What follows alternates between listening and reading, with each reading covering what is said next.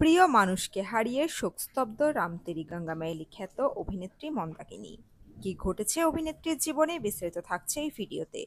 বন্ধুরা, চ্যানেলে নতুন হলে চ্যানেলটি সাবস্ক্রাইব করে রাখতে পারেন ও ভিডিওটি শেয়ার করতে পারেন।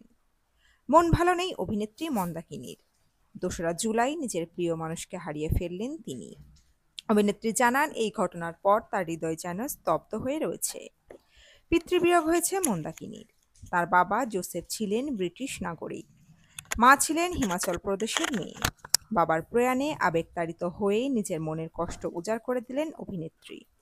বাবার প্রয়াণে শোক প্রকাশ করে মন্দাকিনী সমাজ মাধ্যমের পাতায় লেখেন, আমার হৃদয় স্তব্ধ হয়ে গিয়েছে।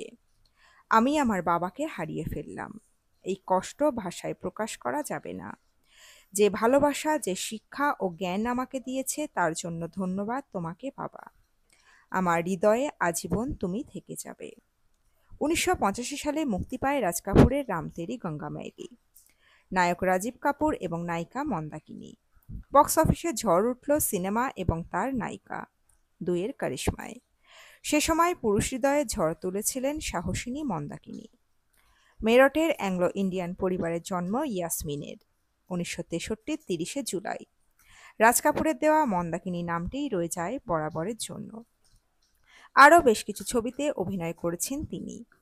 মিঠুন চক্রবর্তীর সঙ্গে ডান্স ডান্স, আদিত্য পাঞ্চলের বিপরীতে কাহা হ্যায় কানুন, গোবিন্দার নায়িকা হিসাবে পিয়ার কারকে দেখো জনপ্রিয় হয় দর্শক মহলে। 1989 সালের পর থেকে মন্দাকিনী ধীরে ধীরে মিলিয়ে যান বলিউড থেকে। বন্ধ করে দেন ছবি করা। 1990-এ মন্দাকিনী বিয়ে করেন প্রাক্তন বৌদ্ধ সন্ন্যাসী কাগুর টি রিনপোচে ঠাকুরকে। দলাই লামার ভক্ত, 2 সন্তানের মা, অতীতের নায়িকা মন্দাকিনী এখন তিব্বতী যোগ শিক্ষার ক্লাস পরিচালনা করেন। স্বামীর সঙ্গে মিলে চালান একটি তিব্বতী ওষুধের কেন্দ্র।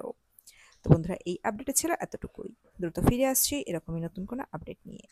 অজানা গল্প চ্যানেলের সঙ্গে থাকার জন্য সকল দর্শক বন্ধুকে অসংখ্য ধন্যবাদ। দেখতে থাকুন, চোখ রাখুন অজানা গল্প চ্যানেলে।